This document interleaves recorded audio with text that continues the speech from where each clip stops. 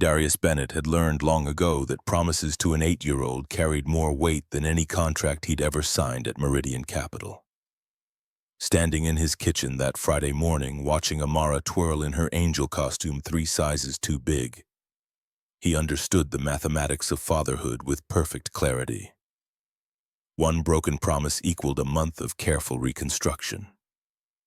2 meant permanent damage to something he couldn't name, but felt in his chest every time his daughter looked at him with those eyes that belonged to her mother. The costume shed glitter across the linoleum floor. Amara stopped mid-spin, breathing hard, her face flushed with excitement that had been building for 2 weeks. "Bo will sit in the front row, right? You promised." The Vietnamese word for father slipped out naturally. Simone had taught her that, before the accident.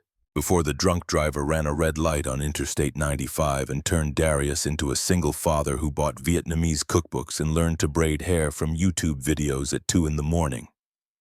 "Front row, center seat. I'll have the camera ready before you walk on stage." Amara's smile could have powered the entire Northeast grid. She launched herself at him, arms wrapping around his waist. Glitter transferring to his work shirt like evidence at a crime scene. "Mrs. Patterson says I have the most important solo in the whole show. She says my voice carries." Darius knelt down eye level now, his hands on her shoulders. The costume's wings bent awkwardly under his touch. "Your mother is watching from somewhere. She's going to be so proud she might start bragging to the other angels." Amara giggled, then her face grew serious in that way children have when they're about to say something they've been rehearsing. "Do you think she can see me from heaven, like really see me?" The question landed like a fist in his throat. 3 years since the funeral. 3 years of questions that had no good answers, only the best ones he could manufacture in real time while his heart broke in new and inventive ways. "I think she sees everything. The way you practice your lines in the bathroom mirror. How you help Mrs. Helena with her groceries. How brave you are every single day. Then she'll see you in the audience tonight. She will. Front row, center seat. I promise." The word hung in the air between them. Promise. The currency of trust. The foundation of everything. Meridian Capital occupied 12 floors of a glass tower in downtown Hartford, Connecticut. Darius had worked there for 9 years, building his reputation one meticulous analysis at a time, understanding that for a black man in corporate finance, perfection wasn't a goal but a requirement. His colleagues could survive a bad quarter, a missed deadline, a sloppy presentation. Darius Bennett could not. The arithmetic was simple and brutal. White employees got second chances. He got permanently associated with failure. His desk sat in a corner of the 7th floor, surrounded by 3 monitors displaying real-time market data that most people found overwhelming. Darius found it soothing. Numbers didn't lie. Numbers didn't care about the color of your skin. Numbers simply existed, waiting to be understood. The afternoon sun cut through the windows at an angle that meant it was after 4 o'clock. He'd been tracking time with increasing frequency, each glance at his watch a small reassurance. The company holiday party started at 6.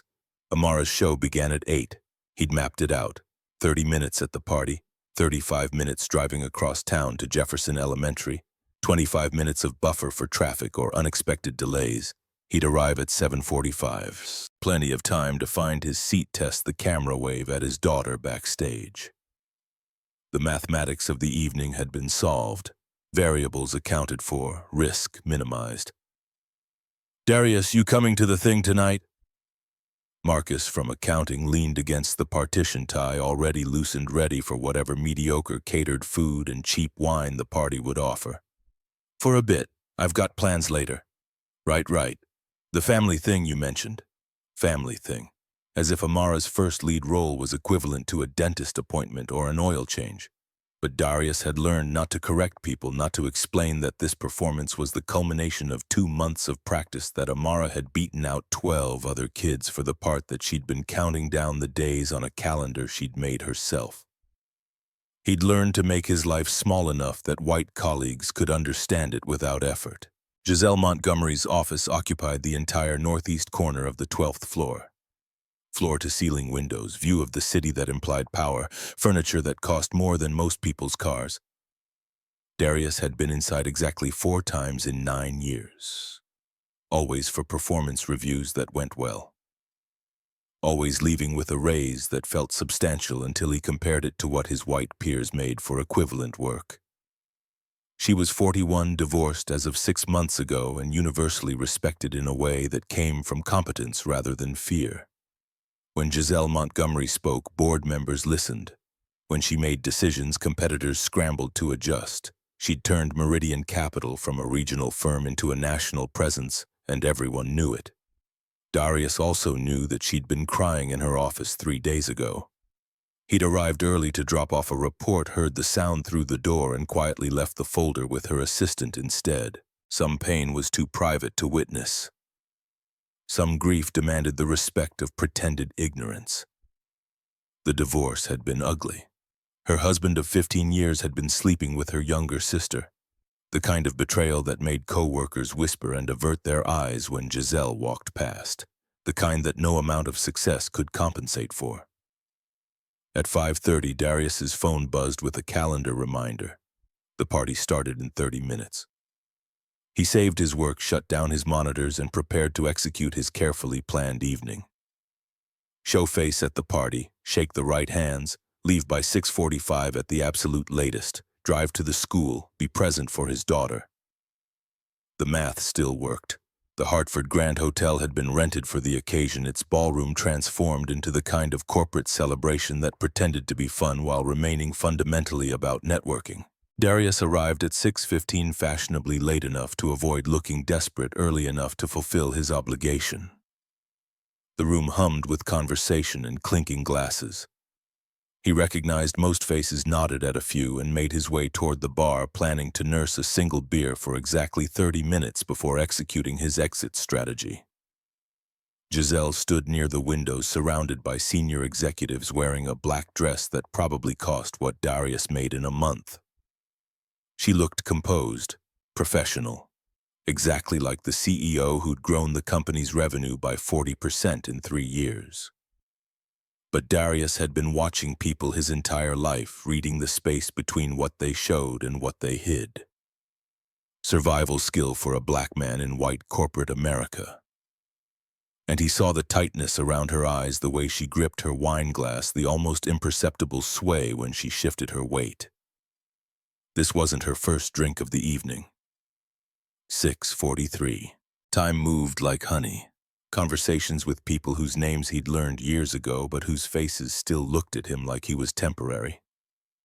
Questions about his work that came with subtle surprise when he demonstrated expertise. The constant, exhausting performance of being twice as good to be considered half as worthy. Landon Pierce appeared beside him, VP of Operations, 50 years old, with silver hair that made him look distinguished in a way that black men's gray hair never seemed to achieve. "Darius, good to see you. Heard you crushed the Riverside analysis." "Just doing my job." "Modest, I like it. You thinking about the party at my place next month? Bring someone. Make a night of it." The invitation hung there, casual on the surface freighted beneath. Landon's parties were legendary for guest lists that looked like a diversity brochure for conversations that happened in rooms where deals got made and careers got advanced. Darius had never been invited before. "I'll check my calendar." "Do that. Oh, and keep an eye on Giselle tonight, would you? She's been hitting it pretty hard. Divorce, you know. Rough stuff." Landon drifted away before Darius could respond. The comment landed wrong, felt wrong, carried implications that made his skin prickle. Keep an eye on the boss. As if that was somehow his responsibility, as if he was being assigned to manage a situation that wasn't his to manage. 6:51. The arithmetic of his evening was holding. 9 minutes until he needed to leave. Plenty of time to make the graceful exit he'd practiced mentally. Then Giselle knocked over her wine glass. The sound cut through conversation, red wine spreading across white tablecloth. Giselle staring at it like she couldn't quite understand what had happened. Someone laughed. Someone else said her name with concern that felt more like judgment. and Darius watched as every senior executive in that ballroom suddenly discovered urgent conversations in other parts of the room. Giselle bent to pick up her phone from where it had fallen beside the glass. The movement was uncoordinated, mechanical. When she stood back up, she swayed, and Darius saw her lock her knees to stay upright. Drunk, not tipsy, not pleasantly buzzed, genuinely dangerously drunk. Her phone screen was shattered. She pressed the button repeatedly, but nothing happened. Dead battery visible even from 20 feet away. "Does anyone have a charger?" Her voice carried too loud across the room. A few people glanced over, then away. The universal body language of "not my problem." Giselle looked around the ballroom like someone waking from surgery, disoriented and increasingly frightened. Her purse had spilled on the floor. She knelt again, gathering items with hands that shook. "I need to call someone. I don't remember my new address. I just moved. It's in my phone." The words came out slurred but comprehensible. A woman asking for help in a room full of people who had suddenly become very interested in their own conversations. Darius checked his watch. 6:58. He needed to leave. Now. The school was across town. Traffic on a Friday evening could be unpredictable. Every minute he delayed meant less buffer time, meant increased probability of being late, meant risk to the promise he'd made to his daughter. He turned toward the exit. 3 steps. That's how far he got. Behind him, a waiter approached Giselle, asking if she needed assistance. She waved him away, her coordination failing, nearly falling. The waiter caught her elbow, steadied her, then retreated when she insisted she was fine. She wasn't fine. Darius stood frozen, one hand on the door handle, car keys already in his palm. This was the moment, the choice, the decision that would determine what kind of man he was versus what kind of man he'd been trying to become.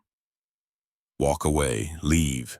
You don't owe her anything. She's your boss. She's a grown woman. She has resources you'll never have. Someone else will help her. This isn't your responsibility.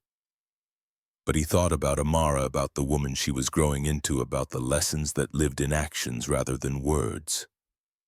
He thought about Simone, who'd built her life around helping people who couldn't help themselves, who'd volunteered at women's shelters and homeless kitchens, who'd taught him that being good wasn't about grand gestures but about showing up when it cost you something.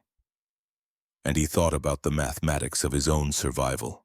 A black man, a white woman, a situation that could be misunderstood in ways that ended careers, destroyed reputations, invited police attention.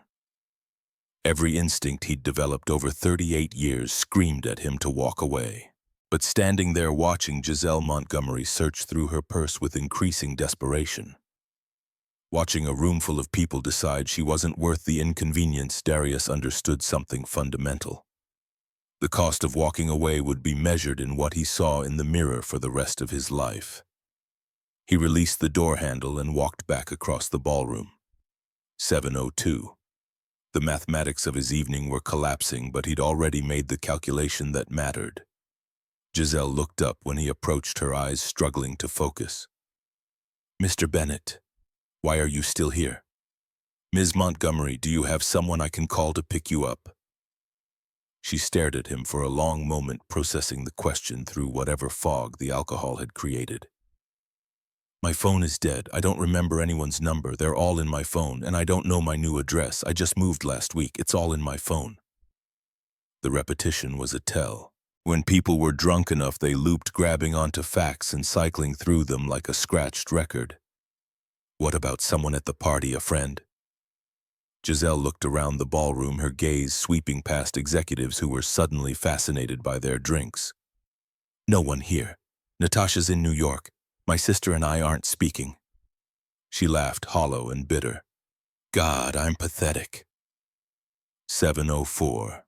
Darius pulled out his phone, hands moving before his brain could override them. The call connected on the second ring. "Mrs. Helena, this is Darius. I need a huge favor. Can you take Amara to her performance tonight? Something came up at work and I can't make it." The silence lasted only a second, but he felt it stretch across years. Mrs. Helena had been watching Amara since she was 3. She knew what tonight meant. She knew what this performance represented. Of course, Darius, but Amara's going to be heartbroken. I know. His voice cracked on the words. Just tell her I love her. Tell her I'll watch the video 100 times. Tell her I'm sorry. He ended the call before Mrs. Helena could respond, before he could hear the disappointment he knew would be in her voice. Giselle was watching him now, confusion cutting through the alcohol haze. What did you just give up? Nothing that can't be fixed. The lie tasted like ash. Come on, let's get you somewhere safe. She didn't resist when he took her arm, steadying her as they walked toward the exit. Her heels clicked unevenly on the marble floor. Several people watched them leave. Darius could feel their eyes, their judgment, their assumptions forming in real time. A black man, a drunk white woman, leaving together. The story they'd tell themselves was already written. The truth wouldn't matter. Truth never mattered when the narrative was easier to believe. His car sat in the parking garage, a 7-year-old Honda Civic that he maintained meticulously because he couldn't afford repairs. Giselle leaned against it while he unlocked the passenger door. Her breathing heavy, her skin pale. Where are we going? Darius didn't answer. He didn't have a good answer. Her phone was dead. She didn't know her address. He couldn't leave her in a hotel room in this condition. What if she got sick? What if she fell? What if she needed help and couldn't call anyone? The only option that made sense was also the most dangerous option. Take her to his house, keep her in sight, make sure she was safe. Every survival instinct he possessed screamed at him. This was the situation he'd spent his entire life avoiding. The exact scenario that got black men arrested, accused, destroyed. But the alternative was leaving her vulnerable, alone, potentially in danger. He helped her into the passenger seat and started driving toward his house in the northern suburbs. The route taking him directly away from Jefferson Elementary, away from his daughter, away from the promise that had structured his entire day. 7:23. Amara would be in the dressing room now, getting her makeup done, practicing her lines one more time, looking for him in the audience that was starting to fill. Halfway to his house, Giselle's hand shot out and grabbed his arm. Stop the car, I'm going to be sick. He pulled over to the shoulder of Route 44, getting the door open just in time. Giselle stumbled out and vomited onto the grass, her body heaving, her carefully constructed corporate persona completely dissolved. Darius found a bottle of water in the back seat, half empty but clean. He handed it to her when she finished. Thank you. The words came out raw. I'm sorry, I'm so sorry. Don't apologize, just drink some water. He helped her back into the car and continued driving, his mind racing through logistics. Where would she sleep? The couch in the living room. What would he tell Amara? The truth simplified. What evidence would he need if this went wrong? Everything. Document everything. 7:47. They were supposed to be dimming the lights at the school. The principal was supposed to be making opening remarks. Amara was supposed to be peeking through the curtain, searching the audience for her father's face. Darius's hands tightened on the steering wheel until his knuckles went pale. His house occupied a quiet street in a neighborhood that was slowly gentrifying, which meant his property taxes kept rising while his house remained fundamentally the same. 2 bedrooms, 1 bathroom, a backyard where Amara played, a kitchen where he'd learned to cook Vietnamese food from recipes Simone had left behind. The lights were off. Mrs. Helena had already left with Amara. Darius helped Giselle up the front steps, unlocking the door with one hand, while supporting her weight with the other. She was conscious but barely coordinated, her movements loose and uncontrolled. Where am I? My house. You're safe here. I'm going to set you up on the couch. He guided her to the living room sofa, a piece of furniture he'd bought from a garage sale 6 years ago that had survived Amara's entire childhood. Giselle collapsed onto it, her eyes already closing. Darius moved quickly now, mind cataloging everything he needed to do. Evidence. Build evidence. Prove his innocence before he was accused. He found a clean blanket in the hallway closet and draped it over her. Her silk dress was stained from the evening's disasters. So he retrieved one of his old t-shirts and a pair of sweatpants from his bedroom, folding them neatly on the coffee table where she'd see them immediately upon waking. Her phone had fallen from her purse. He picked it up, found a charging cable near the lamp and plugged it in. The screen was cracked, but the charging icon appeared. Tomorrow morning, she'd be able to call someone. She'd have access to her contacts, her resources, her way home. He grabbed a glass from the kitchen, filled it with water, and placed it on the coffee table beside 2 aspirin. Headache medicine, hydration, the basics of hangover management. Then he found a piece of paper from Amara's homework notebook and wrote quickly, his handwriting careful and clear. Ms. Montgomery, you're at my house. You had too much to drink at the company party and couldn't get home safely. I'm sleeping in my daughter's room. If you need anything, knock on the door at the end of the hall. Darius Bennett. He positioned the note beside the water glass, angled so she'd see it the moment she opened her eyes. Proof of his intentions. Documentation of the situation, evidence that he'd acted with transparency and care. The bathroom light got left on door open so she wouldn't be disoriented if she woke during the night. He checked the front door lock twice, checked that his phone was fully charged, checked his watch. 8 o'clock. The show would be starting now. The curtain rising, Amara walking onto the stage in her angel costume, looking into the audience and not finding him. His phone buzzed, a text from Mrs. Helena. She did amazing. Standing ovation. But she kept looking for you. I recorded the whole thing, sending it now. The video file arrived a moment later. Darius stared at the notification, unable to make himself open it. Not yet. Not when the guilt was still fresh, still bleeding, still threatening to overwhelm him entirely. He typed a response with hands that shook slightly. Thank you. I'll call tomorrow. In the living room, Giselle's breathing had deepened into sleep. Darius stood in the doorway watching her for a moment, then retreated down the hallway to Amara's room. The room smelled like his daughter. Strawberry shampoo and the lavender detergent he used on her sheets. Her stuffed animals were arranged on her bed with the precise organization that 8-year-olds applied to their most treasured possessions. Posters from animated movies covered the walls. Drawings she'd made in art class were taped above her desk. Darius pulled a blanket from her closet and spread it on the floor beside her bed. The hardwood was cold, uncomfortable, exactly what he deserved. He lay down in the darkness, staring at the glow-in-the-dark stars Amara had stuck to the ceiling 2 years ago when she'd been afraid of the dark.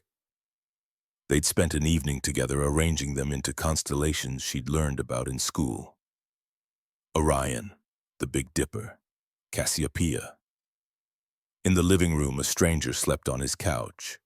In another part of the city, his daughter had performed without him. 2 facts impossible to reconcile, impossible to resolve. Darius closed his eyes and waited for a morning that would bring either vindication or destruction. The sound of a car pulling into his driveway came at 9:47. He was at the front door before Mrs. Helena could knock, stepping outside and pulling it closed behind him so the noise wouldn't wake Giselle. Helena was 62, a retired second-grade teacher who'd been helping with Amara since Simone died. She looked at him now with an expression that contained both understanding and something else he couldn't quite name, not judgment, something softer, sadness maybe. She fell asleep in the car, wore herself out with all that performing. Thank you for doing this. I know it was last minute. Helena studied his face for a long moment. Everything okay, Darius? You look like you've been through something. Work emergency. It couldn't wait. The lie sat between them. Helena was too kind to push, too respectful to pry. She simply nodded and helped him transfer Amara from the back seat to his arms.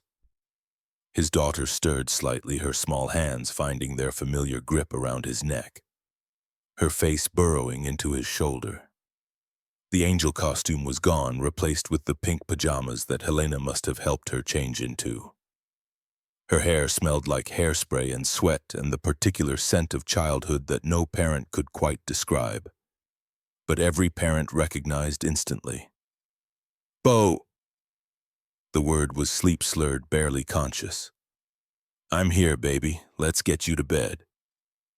He carried her inside, moving quietly past the living room where Giselle's silhouette was visible on the couch. But children have a sixth sense for changes in their environment, and Amara's eyes fluttered open at exactly the wrong moment. She lifted her head, looking around with the confused awareness of someone pulled from dreams. "Bo, who's that lady?" Darius's heart stuttered.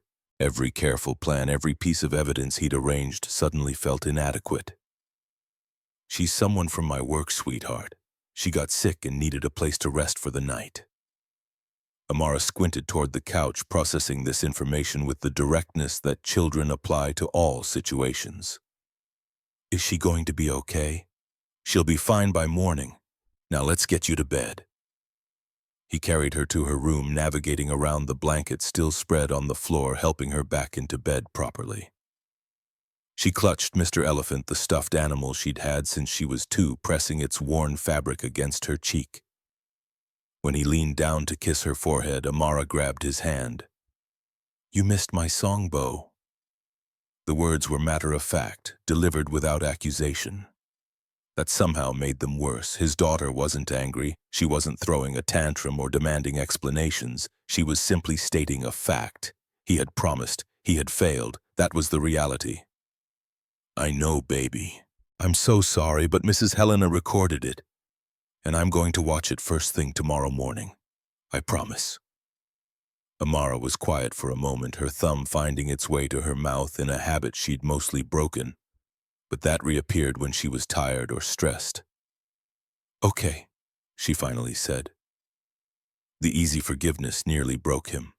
Children were supposed to be angry when adults failed them. They were supposed to rage and cry and make demands. But Amara just accepted it the way she'd accepted her mother's death, the way she'd accepted being raised by a father who was learning parenthood through trial and error. The accommodation hurt more than anger ever could. "I love you more than anything in this world. You know that, right?" "I know, Bo. I love you too." She closed her eyes, and within minutes her breathing had deepened into sleep. Darius sat on the edge of her bed, watching her in the dim light that filtered through the curtains, understanding that he'd made a choice tonight that she was too young to appreciate and too innocent to judge. He'd chosen to help someone in need. He'd missed the most important night of his daughter's young life. Both things were true. Both things mattered, and there was no equation that could balance them. Finally, he stood and returned to his makeshift bed on the floor, lying in the darkness, listening to Amara breathe and waiting for morning to arrive with whatever consequences it would bring. Sleep never arrived. Darius lay on the hardwood floor of his daughter's bedroom. Eyes tracing patterns in the glow in the dark stars overhead, mind cycling through scenarios that all ended with sirens and handcuffs and a little girl growing up without her father. The house settled around him. Old wood contracting in the December cold, the furnace kicking on every 20 minutes, normal sounds that felt ominous in the dark. At 1:15, his phone buzzed, a text from his sister in Atlanta. "How'd the show go?" He stared at the message, trying to formulate a response that wouldn't require explaining the previous 6 hours. Finally, he typed back a single word later. The phone went dark. The room returned to shadows. Darius had been 17 when his father sat him down for the conversation that every black parent eventually has with their sons. The talk about police, about keeping hands visible, about saying yes sir and no sir even when your blood is boiling, about understanding that the world would judge him differently, that he'd need to be twice as careful, that survival meant constant vigilance. But his father had never covered this scenario. Never explained what to do when you help someone and that help gets mistaken for harm. Never prepared him for the arithmetic of good intentions multiplied by bad assumptions. At 2:37, he heard movement from the living room. Footsteps unsteady on hardwood, the bathroom door opening, the sound of retching that was somehow both awful and reassuring because it meant Giselle was conscious, mobile, still breathing. Darius stayed where he was. Getting up would only make things worse. A black man appearing in the hallway while a white woman was vulnerable and sick would read as threat, not assistance. Better to remain invisible. Better to let her handle it alone.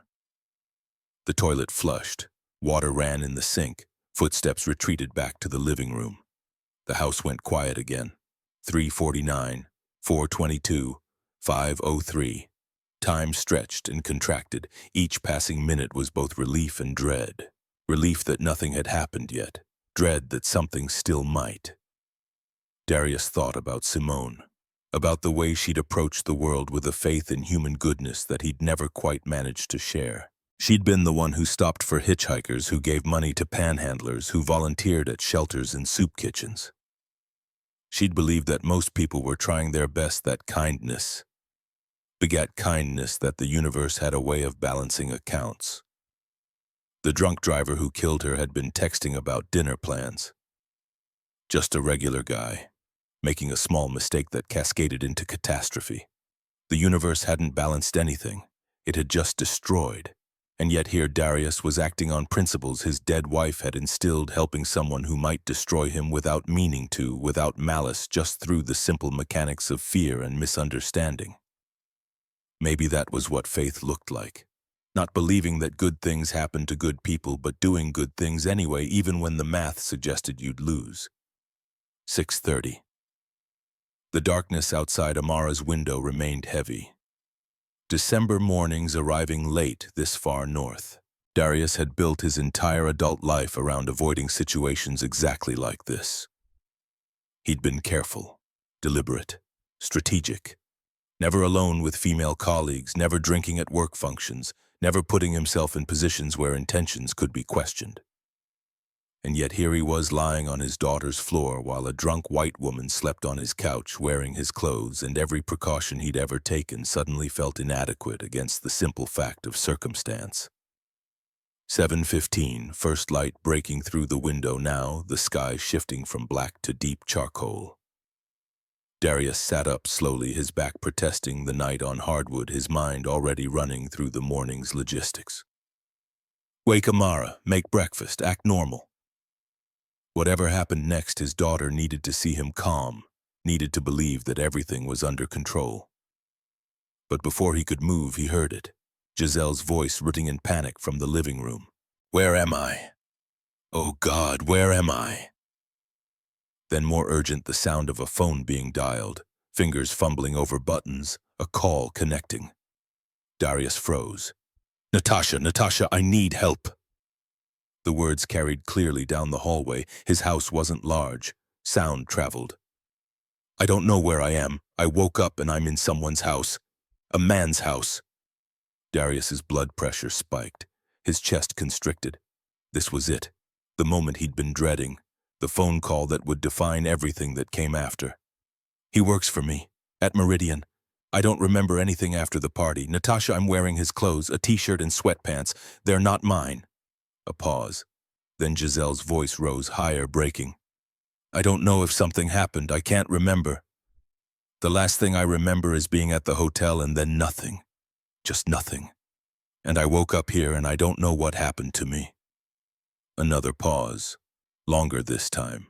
Darius could hear a tinny voice responding, urgent and sharp, but couldn't make out the words. His name is Darius. Darius Bennett. He's a senior analyst. I don't know his address. I don't even know where in the city I am. The tinny voice again, louder now, insistent. I know, but I can't remember. Natasha, what if he drugged me? What if something terrible happened and I just can't remember? Darius sat perfectly still on the floor of his daughter's room, listening to his life collapse in real time. Not through malice, not through intention, just through fear and absence of memory and the terrible power of accusation. The voice on the phone was shouting now. He could make out fragments.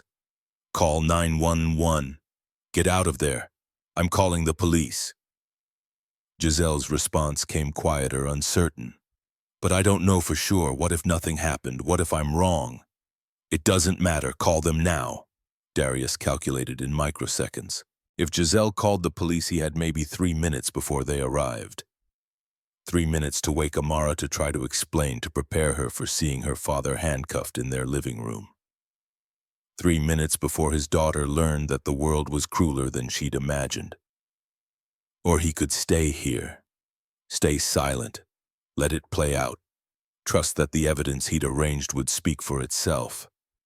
Except evidence didn't always speak. Sometimes it whispered, and fear shouted. The phone conversation continued, Giselle's voice shaking. "Natasha, I'm scared." "I know, honey. But you need to protect yourself. Call the police. Let them sort it out. What if I ruin his life over nothing? What if you don't and something terrible happened? This isn't about him. This is about you." Darius understood the logic, understood why a lawyer would give that advice. Better safe than sorry. Better to accuse and be wrong than stay silent and let a crime go unpunished. But he was the one who'd become collateral damage in that calculation. He was the price Natasha was willing to pay for her friend's safety. And there was no counter-argument, no way to call out and say, "Wait, stop, listen to me."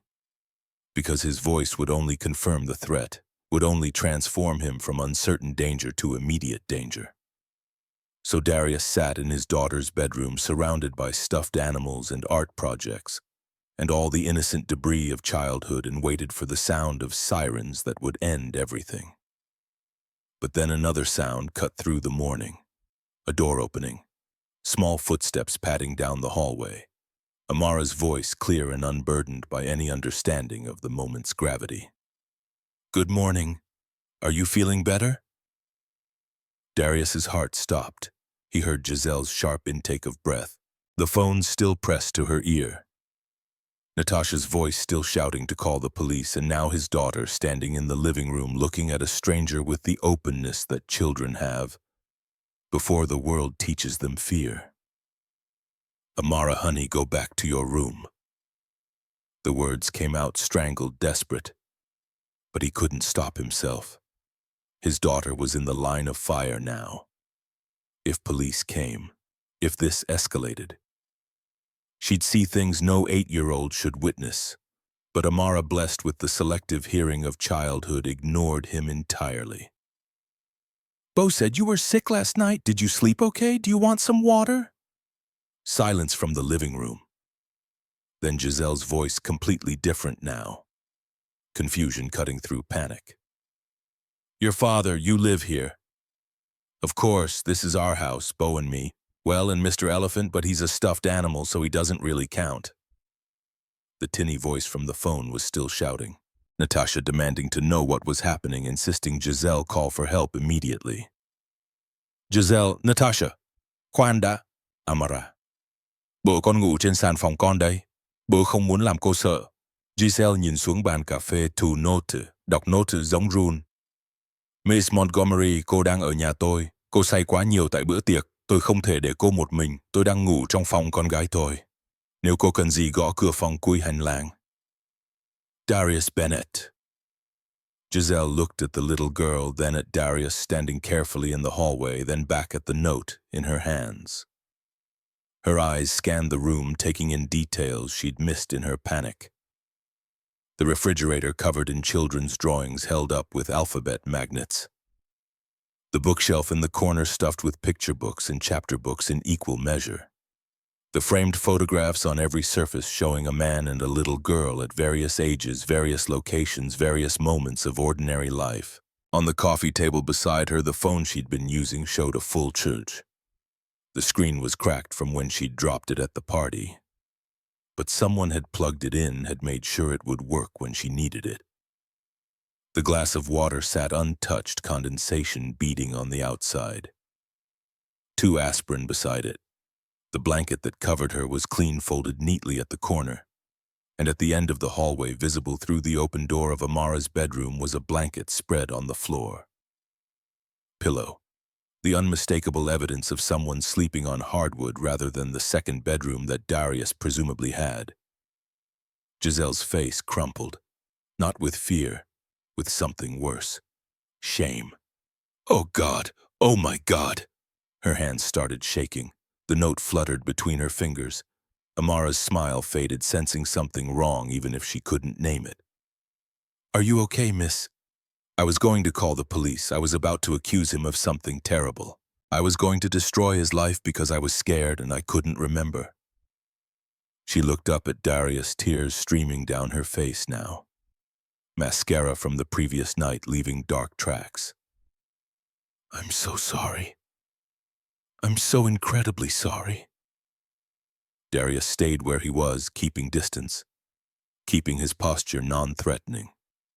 Everything about this moment still felt precarious. One wrong move, one misinterpreted gesture. You woke up in a strange place with no memory. Anyone would be scared.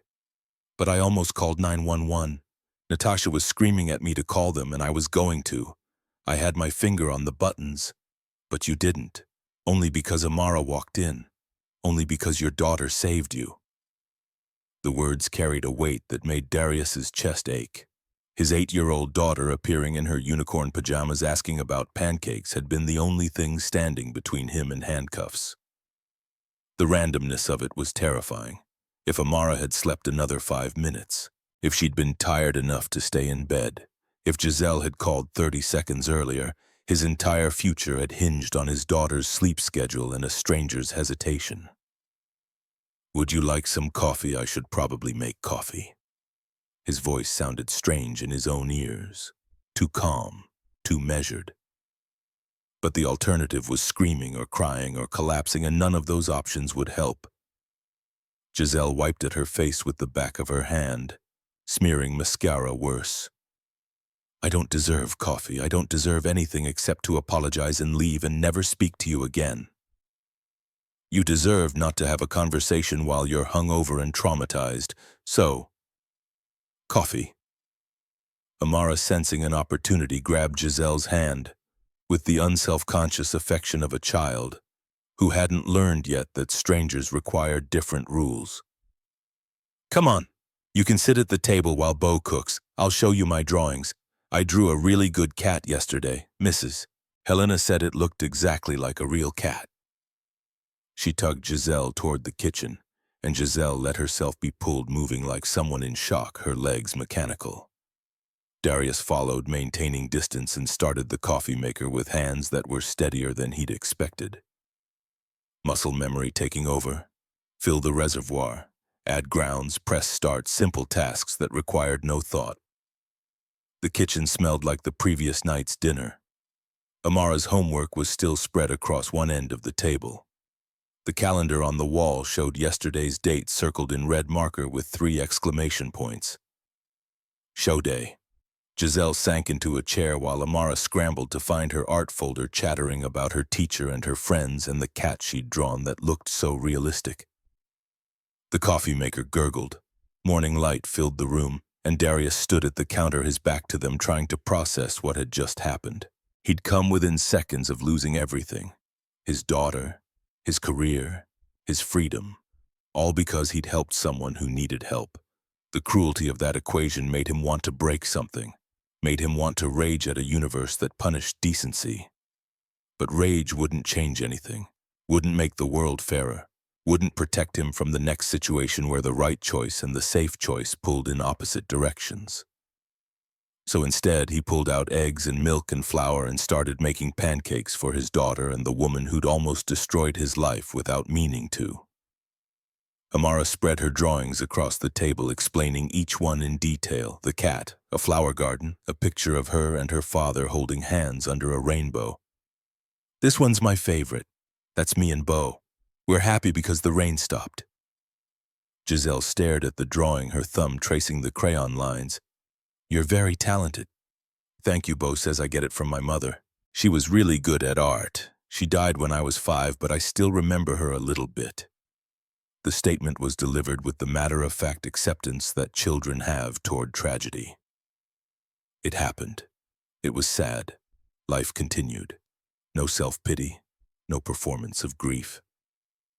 Giselle looked up at Darius, a question in her eyes that he answered before she could ask. Car accident, 3 years ago. I'm so sorry. We manage. The coffee finished brewing. Darius poured 2 cups, added cream to one, and set them on the table. Then he returned to the stove where the pancakes were beginning to bubble. The normalcy of it all felt surreal. A domestic scene, breakfast being made, a child showing off artwork, coffee steaming in mismatched mugs, as if the previous 15 minutes hadn't happened. As if the world hadn't almost ended. Giselle's phone buzzed repeatedly on the table. Natasha calling back, no doubt frantic, probably already looking up flight times from New York, possibly already calling Connecticut police to report a potential crime. You should answer that. Tell her you're okay. Giselle picked up the phone, stared at the screen, then stood and walked into the living room for privacy. Darius could hear her voice, low and urgent. Natasha, stop, I'm fine, nothing happened. He has a daughter, an 8-year-old daughter. He slept on the floor of her bedroom. He left me a note explaining everything. He charged my phone. He left aspirin and water. He acted like a decent human being, and I almost reported him for assault because I was scared. A pause. I know you were trying to protect me. I know. But he didn't do anything wrong. He helped me, and I repaid that by assuming the worst, by letting fear override basic observation. Another pause, longer. No, I'm not in shock. No, he's not standing over me, forcing me to say this. I'm in his kitchen. His daughter is showing me drawings. He's making pancakes. This is the least threatening situation imaginable. The conversation continued, but Darius stopped listening. He flipped pancakes, let them cook, stacked them on a plate. Amara had retrieved Mr. Elephant from her room and was having him inspect each drawing, providing commentary in a squeaky voice that was supposed to be the elephant talking. Mr. Elephant says this flower is very beautiful. He would like to eat it, but he knows that would be rude. The absurdity of it cracked something in Darius's chest. His daughter playing with her stuffed animal, completely unaware that she'd just prevented her father's arrest by asking about pancakes at exactly the right moment. Children were prophets sometimes. Speaking truth without understanding their words carried weight. Giselle returned to the kitchen, her face pale but composed. Natasha's satisfied that I'm not being coerced. Barely. She wants me to call her every hour for the rest of the day. And she's furious with herself for not coming to the party, for not being there to drive me home. No one was there to drive you home. The words came out harder than Darius intended, a statement of fact that carried accusation underneath. Giselle flinched. I know. Everyone just disappeared. No one wanted to deal with the drunk CEO making a scene. So they let you fend for yourself. They did, and you didn't, even though helping me probably seemed like the worst idea in the world. Darius set the plate of pancakes on the table, found syrup in the cabinet, butter from the refrigerator, normal breakfast components arranged on a table where nothing about this morning was normal. It was the worst idea. I knew it while I was doing it, knew exactly how dangerous it was, knew all the ways it could go wrong. Then why did you do it? He looked at Amara, who was cutting her pancakes into precise squares, humming tunelessly. Because she was watching. Not physically, but in my head. And I couldn't be the kind of father who walks away from someone in trouble just because helping them might be inconvenient or risky. Giselle's eyes filled with tears again. You missed her show. You missed the most important night of her life because you were helping me. I did. Can I see it? The video. Darius hesitated, then pulled out his phone. He found the file Mrs. Helena had sent, the one he still hadn't watched, and set the phone on the table. The video started, shaky footage from the middle of the audience, the stage visible but distant. Amara appeared in her angel costume, wings, crooked halo, slightly askew. She looked so small up there, so brave. Her voice carried across the auditorium, sweet and clear, singing about gardens and magic and hope. Halfway through the song, she stopped, just stopped singing mid-verse. The audience murmured, confused. The piano kept playing, and then Amara looked directly at the camera, directly at Mrs. Helena filming, and spoke. Hi, Bo. I know you're probably watching this later because you had something important to do. That's okay. I understand. I love you. You're the best daddy in the whole world. Then she started singing again, picking up right where she'd left off, like the interruption had been planned all along. The video ended. The kitchen was silent except for Amara humming while she ate her pancakes, completely unaware of the impact her words had created. Darius's vision had blurred. He wiped at his eyes roughly, not caring if Giselle saw. She planned that. In case I wasn't there, she prepared a message for me. She loves you very much. I don't deserve her. That's where you're wrong.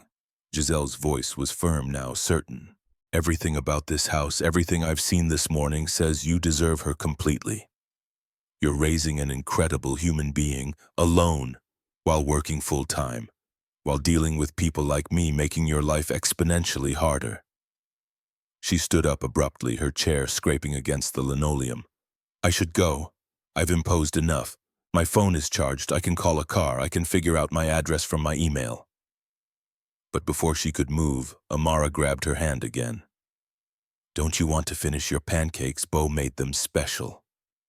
Giselle looked down at the little girl, then at Darius, then at the plate of cooling pancakes she'd barely touched.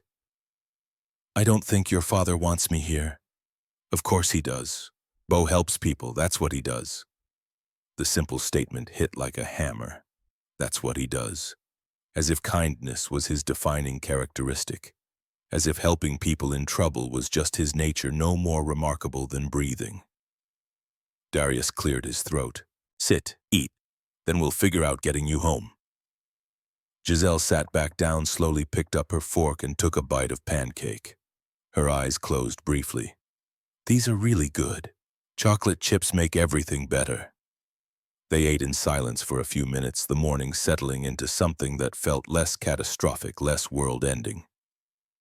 Just 3 people sharing breakfast in a kitchen that had seen plenty of meals and would see plenty more. Finally, Giselle set down her fork and looked directly at Darius. "I need to tell you something. I need you to understand what almost happened." Amara was occupied with syrup patterns on her plate, creating designs and then eating them. "I know what almost happened." "No, I don't think you do. I was going to call 911. My finger was literally hovering over the numbers, and the story I was going to tell them was simple and clear. Black man, white woman, couldn't remember, woke up wearing his clothes. That's all they would have needed to hear. They would have been here in minutes. They would have handcuffed you in front of your daughter. And I would have believed I was doing the right thing.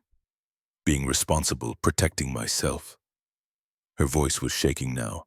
"And your life would have been over, not because you did anything wrong, not because I'm a bad person, but because we live in a world where those stories get believed instantly, where suspicion is enough, where fear trumps evidence." "I know. How do you live with that? How do you function knowing that any situation, any moment could turn into something that destroys you?" Darius looked at his daughter, then back at Giselle, very carefully, and with the understanding that I don't have the luxury of making mistakes. Some people can stumble through life, mess up, get second chances. I can't. Every choice matters. Every action gets scrutinized. Every moment requires calculation. That's exhausting. It is, but it's also reality, and ignoring reality doesn't change it. Just makes you unprepared when it bites you. Giselle wiped at her eyes again, smearing the last of her ruined makeup. "I'm going to make this right somehow. I don't know how yet, but I will. You don't owe me anything. I owe you everything. I owe you an apology that's bigger than words. I owe you an acknowledgement of exactly how close I came to committing an unforgivable act of harm. And I owe you a promise that I will spend whatever time necessary making sure people understand what really happened." Darius's jaw tightened. "No, you won't.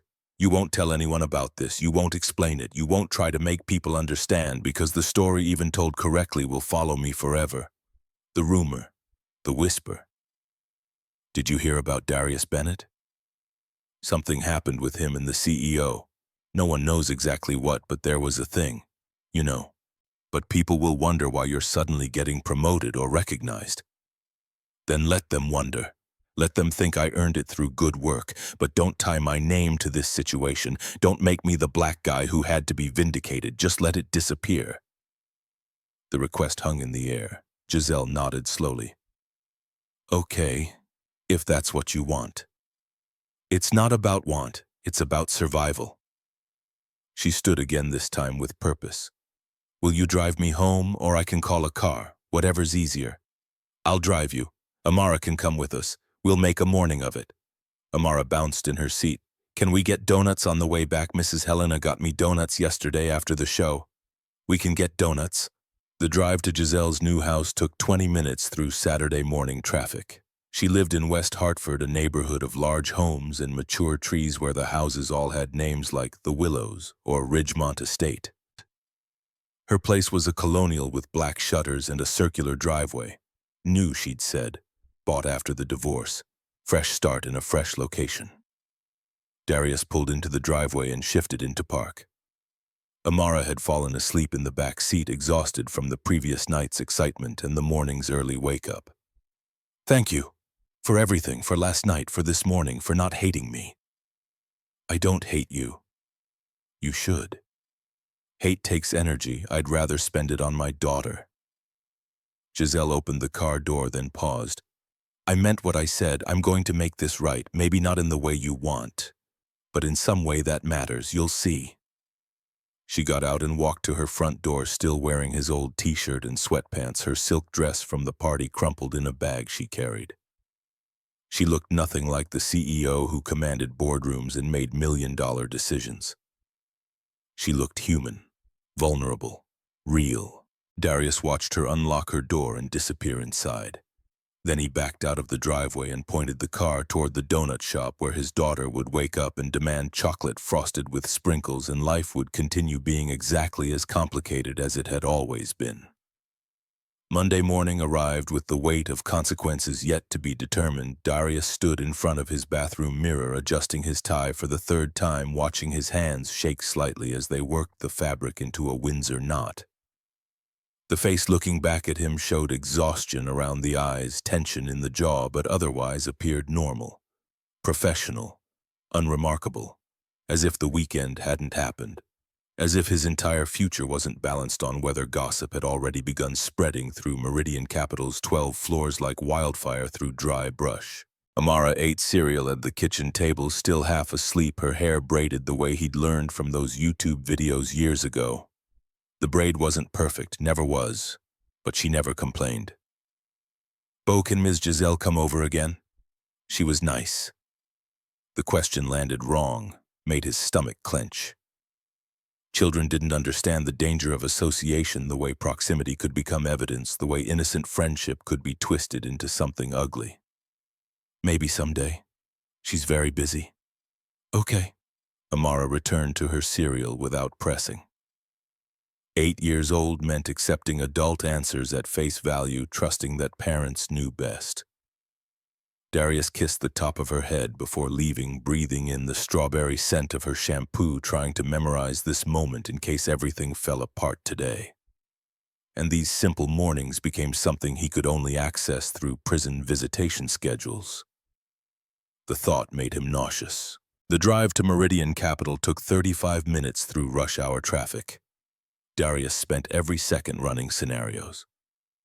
Best case, nobody knew anything. The weekend vanished into history, life continued unchanged. Worst case, someone had seen them leave together. Someone had talked, HR was waiting with questions that had no good answers. Middle case, rumors existed but remained vague enough that he could survive them through perfect performance and strategic invisibility. He parked in his usual spot on the 4th level of the garage and sat in the car for 5 full minutes, building resolve, constructing the armor he'd need to get through whatever waited upstairs. The elevator ride to the 7th floor felt longer than usual. 3 other people rode with him, all absorbed in their phones, none making eye contact. Standard Monday morning behavior, nothing unusual, nothing threatening. The doors opened onto his floor. Darius stepped out into familiar territory. Cubicles arranged in precise rows, the low hum of computers booting up, coffee brewing in the break room. Marcus from accounting already at his desk, tie loosened despite the early hour. Everything looked exactly the same. Darius moved to his corner desk, set down his bag, powered up his 3 monitors. Opened his email, scanned for anything that looked like HR communication or urgent meeting requests. Found only the usual Monday morning deluge of reports and updates and minor crises that required his attention. Nothing about the party, nothing about Giselle, nothing that suggested anyone cared what had happened Friday night. The relief made his legs weak. He sat down heavily in his chair, exhaling for what felt like the first time since entering the building. Maybe the universe was feeling merciful today. Maybe he'd get to keep his life intact. Darius, welcome back. Marcus appeared beside his desk holding 2 cups of coffee, offering one. Thanks. Hell of a party Friday. You leave early? The question felt casual.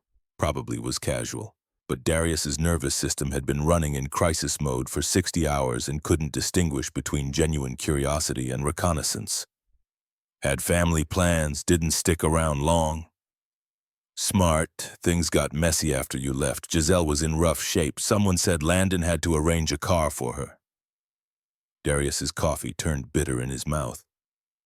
Someone said, the beginning of narrative formation, details getting established, facts getting arranged into story structure. And the story was wrong. Landon hadn't arranged anything. Landon had walked away like everyone else. But correcting the story meant inserting himself into it. Meant making himself part of the conversation. Better to stay silent. Better to let whatever version took hold do so without his participation. That's unfortunate. She going through a lot right now. The divorce thing. Yeah, tough situation. Marcus drifted back to his own desk, the conversation apparently satisfied. Darius returned to his email, but his mind kept circling back to that phrase. Someone said Landon arranged a car. False information spreading already. Foundation of a story that erased Darius completely, which should have felt like victory but somehow felt worse. Because if Landon hadn't arranged anything and Darius had actually helped Giselle, but the story said Landon was the hero, then what did that say about visibility and credit and who got remembered for doing the right thing? Darius worked through the morning analyzing quarterly reports for a client in the pharmaceutical sector, building spreadsheets that would inform investment decisions worth millions of dollars. Work that required precision. Work that he was legitimately excellent at. Work that would be completely irrelevant if anyone decided he was a problem that needed removing. At 11:15, his desk phone rang. Internal extension. 12th floor, Giselle's assistant. Mr. Bennett, Ms. Montgomery would like to see you when you have a moment. Her office. The words were professional, neutral, gave away nothing about the meeting's purpose or tone. I'll head up now. Darius saved his work, locked his computer, and walked to the elevators with his heart hammering against his ribs. The ride to the 12th floor took 30 seconds. Long enough to imagine 17 different disasters. Giselle's assistant waved him through to the inner office without preamble. The CEO was standing by her windows looking out at Hartford's modest skyline, wearing a navy suit that probably cost $3,000. Her hair pulled back in a severe bun that erased any trace of the vulnerable woman who'd sobbed in his kitchen 48 hours ago. When she turned to face him, her expression was carefully composed. Professional distance maintained. Whatever intimacy the crisis had created was being deliberately shelved in favor of appropriate workplace boundaries. Mr. Bennett, thank you for coming up. Please sit. Darius sat in one of the leather chairs opposite her desk. She remained standing, creating a power dynamic that felt intentional. I wanted to speak with you about Friday night, about what happened and what it means going forward. His throat constricted. Here it came. The conversation where she explained how his help, while appreciated, had created complications, where she suggested it might be best if he found opportunities elsewhere, where power reasserted itself and gratitude transformed into distance. But instead, Giselle moved away from the window and sat down across from him. And when she spoke again, her voice had dropped the CEO performance. I need to tell you about my marriage, about why Friday happened the way it did. The shift was disorienting. Darius had prepared for termination for legal concerns, for damage control, not for confession. You don't owe me explanations. I think I do. I think you deserve to understand who I was that night and why I was in such a state. She folded her hands on her desk, knuckles white with pressure. My husband of 15 years had been sleeping with my younger sister for 2 years before I found out. Not a stranger. Not a colleague. My sister. The person I trusted most in the world aside from him. They'd been carrying on this entire relationship behind my back, meeting at her apartment, going on trips together while I thought she was traveling for work. When I discovered it, they didn't apologize. They didn't show remorse. They said they'd fallen in love and they hoped I could be happy for them. The words came out flat, rehearsed, like she'd told this story before and learned to drain it of emotion to get through the telling. The divorce finalized 2 months ago. I bought a new house because I couldn't stand living in the place we'd shared. I threw myself into work because it was the only thing that didn't remind me of the betrayal. And Friday night at that party, I looked around at all those people and realized I didn't have a single friend in that room. Not one person I could trust, not one person who would help me if I needed it.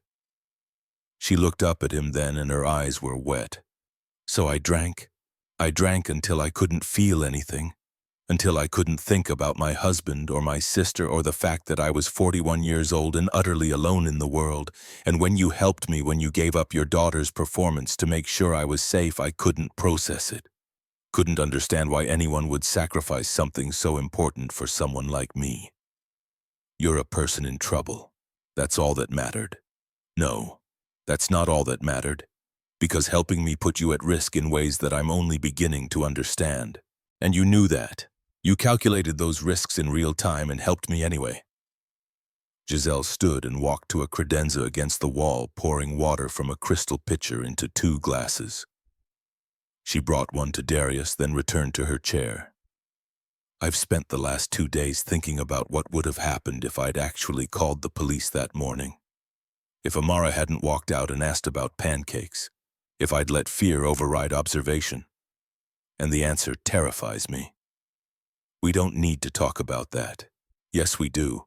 Because I need you to know that I see what almost happened. I see how close I came to committing an act of violence through the machinery of law enforcement. And I need you to know that I will spend however long it takes making sure that I never make that mistake again with anyone. The statement hung between them. Too big, too heavy, the kind of declaration that couldn't be taken back. What you can do is act like none of this happened. Let me do my job. Let the weekend disappear. That's the best outcome for both of us. Giselle shook her head. I can't do that. Because you deserve recognition for what you did. You deserve credit for the kind of character that sacrifices personal happiness for someone else's safety. What I deserve is to not become a story, to not be the black guy who had a thing with the CEO, to not have my name attached to any narrative about that night. Then what do you want? Darius considered the question.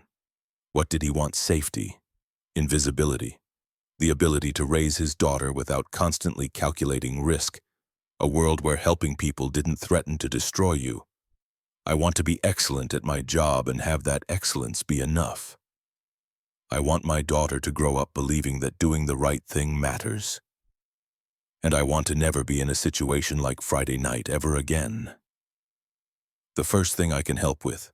The second thing you're already accomplishing. The third thing I can't promise because the world is full of situations that require impossible choices. Before Darius could respond, his phone buzzed. A text from a number he didn't recognize. Heard you gave Giselle a ride home Friday. Interesting choice. Let's chat sometime soon. Landon Pierce. The blood drained from his face. Giselle must have seen his expression change because she leaned forward. What's wrong? He showed her the text. She read it once, then again, her jaw tightening. Landon knows. Apparently. How much does he know? Enough to think there's something worth mentioning. Enough to suggest a private conversation. Giselle stood abruptly and walked to her office door, opening it. Jenna, get Landon Pierce on the phone now. Tell him it's urgent. Her assistant's voice filtered through. Yes, Ms. Montgomery. Giselle closed the door and turned back to Darius. This ends today. I'm not letting rumors spread. I'm not letting people like Landon weaponize your kindness. You making a big deal out of this will make it worse. Doing nothing will make it worse, trust me. 2 minutes later, the phone on her desk buzzed. She picked up, putting it on speaker. Landon, glad I caught you. I wanted to talk about Friday night. Landon's voice came through smooth and casual. Sure thing. Hell of a party. Sorry I didn't say goodbye before you left. Because you were too busy leaving yourself, along with everyone else who decided I was too much trouble to help. A pause. Then Landon's voice returned more careful now. I figured you were fine. You're a grown woman. I was drunk enough that I couldn't remember my own address. I was vulnerable and alone, and not one person in that room offered assistance except Darius Bennett. Another pause. Longer this time. Well, that was very kind of him. It was more than kind. It was brave and costly. He missed his daughter's school performance to make sure I got home safely. He acted with complete professionalism and integrity, and I'm deeply grateful. Of course, I'm sure he did. Giselle's eyes were locked on Darius, her expression fierce. I'm saying this to you because I know how information travels in this company. I know how stories get told and details get twisted, so I want to be very clear about what happened and what didn't happen. Darius helped me. That's the entire story. Anyone who suggests otherwise is lying.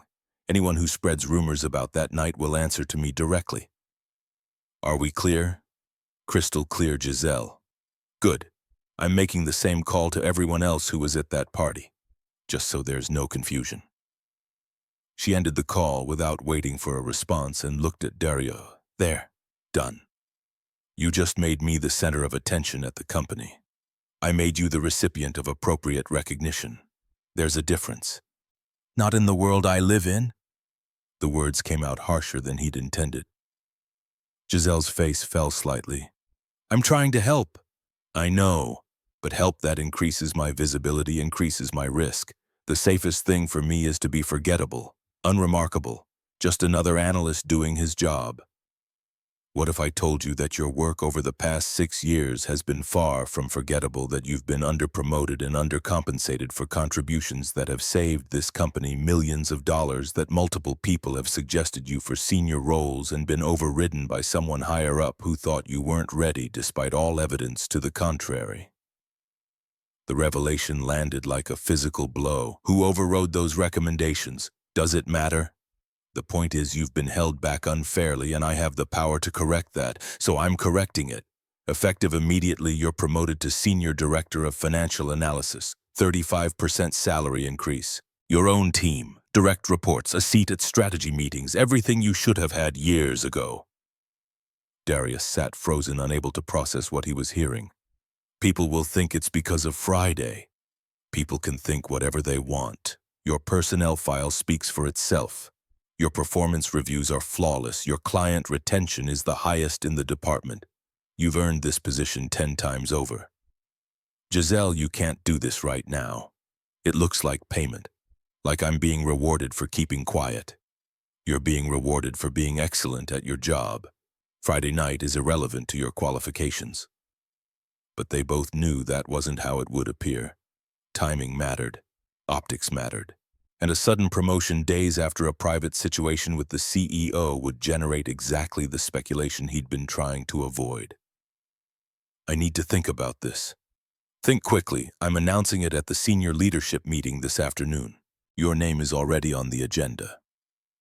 She dismissed him with a nod, and Darius left her office feeling more unsettled than when he'd entered. The elevator ride back to the 7th floor passed in a blur. He returned to his desk, stared at his monitors, and couldn't focus on any of the work waiting for him. The promotion was real, deserved, overdue. Everything Giselle said was accurate. He had been held back. He had earned senior roles that went to less qualified candidates. This was correction of past injustice, not reward for recent events. But perception would override reality. Story would trump facts. And Darius Bennett would become the black analyst who got promoted after something happened with the CEO, and nobody would ever quite believe it was based on merit. At 3:30, he was summoned to the executive conference room on the 11th floor. Senior leadership meeting. Directors and above. He'd never been invited before. The room was full when he arrived. Giselle at the head of the table. Landon Pierce across from her. Other VPs and directors filling the remaining seats. Everyone turned to look when Darius entered. Mr. Bennett, please sit. We were just discussing Q4 projections. Darius took an empty chair near the middle of the table, acutely aware of every eye tracking his movement. The meeting continued with financial reports, strategy discussions, client updates.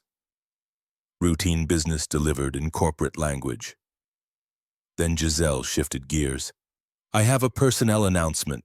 Effective today, Darius Bennett is promoted to Senior Director of Financial Analysis. He'll be leading a team of 6 analysts and taking on primary responsibility for our pharmaceutical and biotech portfolios. Congratulations, Darius." Polite applause circled the table, faces showing appropriate approval, nothing in their expressions suggesting suspicion or doubt. Maybe Giselle's preemptive calls had worked. Maybe the story had been controlled before it could spread. Maybe he was being paranoid. Or maybe people were just good at hiding what they really thought. After the meeting, Landon caught up with him in the hallway. "Congratulations on the promotion. Well deserved." "Thank you. Listen, about my text earlier, I wasn't trying to cause problems, just wanted to check in. Make sure everything was good after the party." Darius studied Landon's face, trying to read beneath the affable surface. Was this genuine, or was it the kind of performance that executives had perfected over decades of office politics? "Everything's fine." "Good, because I'd hate for there to be any awkwardness. You're a valuable member of the team, always have been."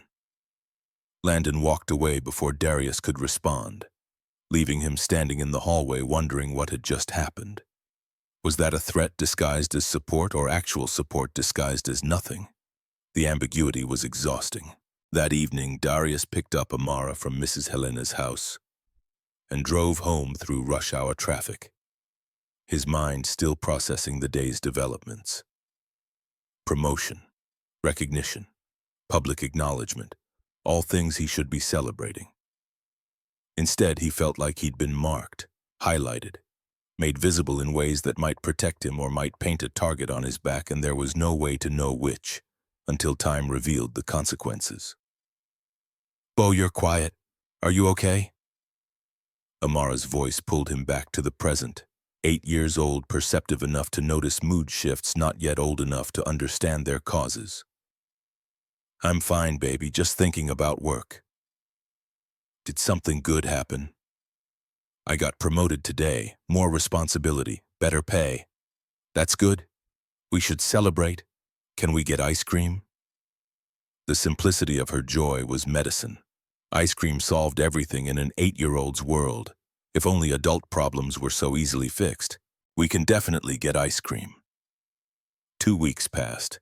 Darius settled into his new role, managing his team, attending strategy meetings, working directly with clients who'd previously only known him as a name on reports. The promotion was real. The responsibilities were substantial, and his team responded well to his leadership. No rumors surfaced, no whispers about Friday night, no knowing looks or coded questions. Either Giselle had successfully controlled the narrative, or people genuinely didn't care, or they were talking behind his back in ways he couldn't detect. Darius chose to believe the middle option and tried to stop calculating threat levels every time someone looked at him. Amara's second performance was scheduled for a Thursday evening in mid-December. A Christmas production where she'd been cast as the lead angel again, this time in a show called The Littlest Star. Darius had marked the date on his calendar, blocked the entire evening, told his team he was unavailable, made certain that nothing would interfere.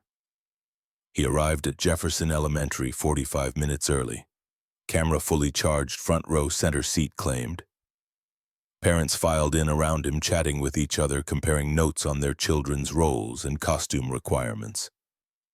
Darius sat alone, checking his phone periodically, watching the auditorium fill.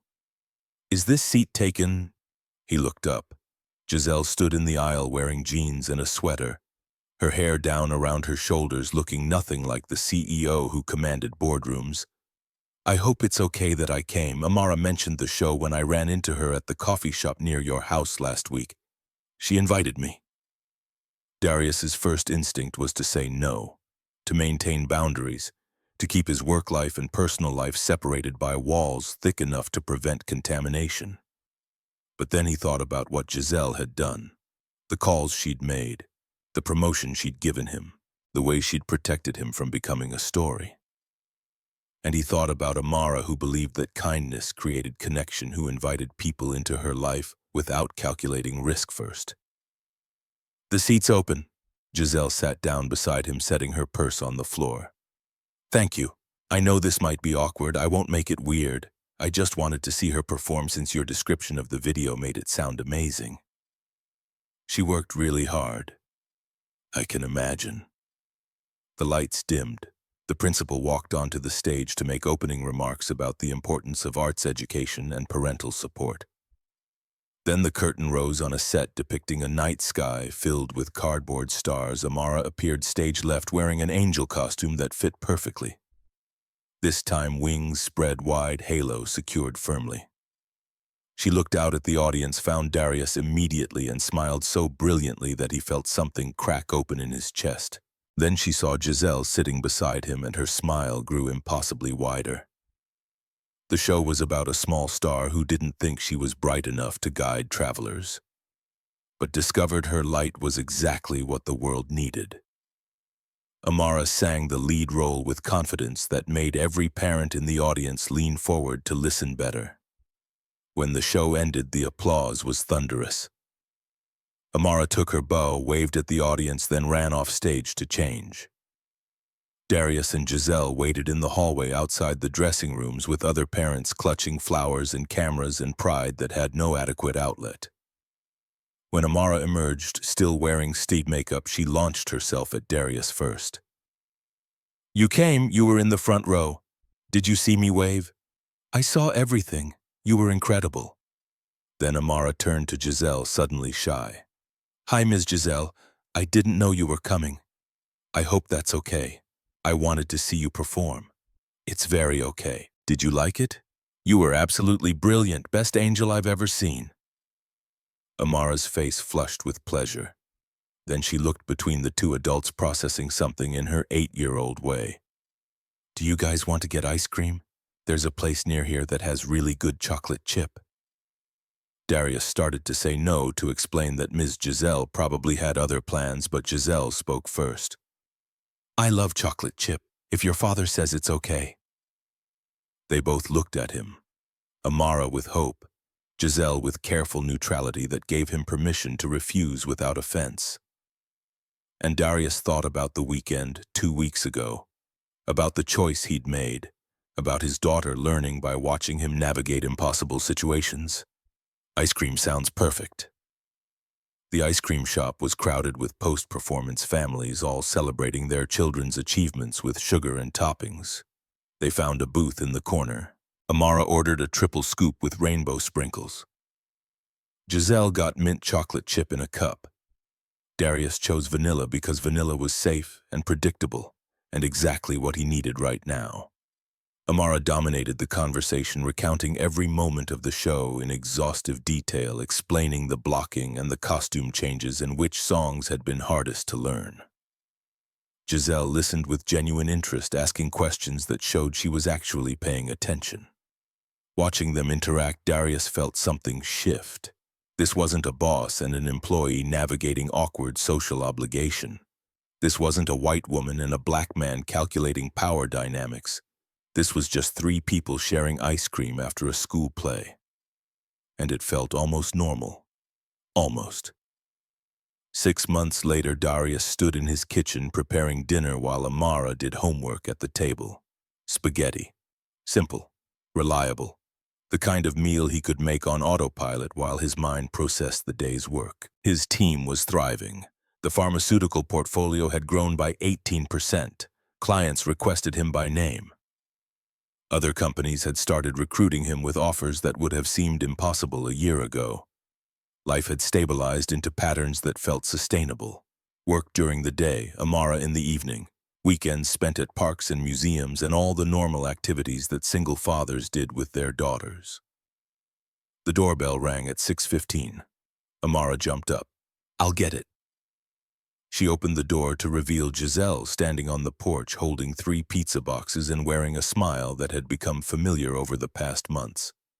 Pizza delivery. I remembered someone saying Thursday was spaghetti night, and I thought maybe we could mix things up. Amara squealed and grabbed one of the boxes. Pepperoni bow. Miss Giselle brought pepperoni. Darius appeared in the doorway, dish towel over his shoulder, and shook his head with amusement that had replaced his initial wariness. You know you don't have to keep bringing food every time you visit. I know. But your daughter mentioned she's been craving deep dish, and I happened to be near the good place. It had become a pattern, Giselle stopping by once or twice a month, sometimes bringing food, sometimes just showing up to help Amara with math homework or watch whatever movie the 8-year-old had decided was essential viewing. Friendship, Darius had learned, didn't always look like what he expected. Sometimes it looked like a wealthy CEO eating pizza on his worn couch while his daughter explained the complex social dynamics of third-grade recess. Sometimes it looked like someone showing up because showing up mattered, not because obligation required it. They ate pizza and watched an animated film about dragons that Amara insisted was the best movie ever made, despite having said the same thing about 4 other films in the past month. Halfway through, Amara fell asleep between them, her head on Darius's shoulder, her feet draped across Giselle's lap. Neither adult moved, unwilling to disturb the perfect peace of a sleeping child. Thank you for letting me be part of this. Giselle's voice was barely above a whisper. Thank you for showing up. It's the least I can do. After everything. We're past everything. This is just now. Giselle smiled, and it was the most genuine expression he'd ever seen on her face. Now is pretty good. Now is perfect. They finished the movie in comfortable silence. When the credits rolled, Darius carefully extracted himself and carried Amara to her room. Giselle collected the pizza boxes and cleaned up the living room without being asked. Standing at the door as she prepared to leave, Giselle paused. Same time next month, there's a new documentary about elephants that I think Amara would love. She'll hold you to that. Good. After she left, Darius returned to the living room and sank into the couch, exhausted in the way that comes from contentment rather than stress. His phone buzzed with a message from his sister. How's life? He thought about the question. Thought about everything that had happened since that Friday night 6 months ago, thought about the choices he'd made and the consequences they'd created. Then he typed back a response. Different than I expected, but good, really good, because sometimes doing the right thing didn't lead to disaster. Sometimes it led to friendship and promotion, and nights spent watching movies with people who'd started as strangers and become something more important. Sometimes the world was crueler than anyone deserved, but sometimes, if you were very lucky and very brave, it was kinder than you'd ever imagined possible. Darius looked around his modest living room with its second-hand furniture and his daughter's artwork, covering every surface, and he understood something fundamental. The cost of walking away that night would have been measured in what he saw in the mirror for the rest of his life. But the cost of helping had been measured in temporary fear. And that fear had transformed into something that looked remarkably like redemption. Not because he'd saved anyone, but because he'd stayed true to who he wanted to be, even when being that person meant risking everything. And in the end, that was the only measurement that mattered.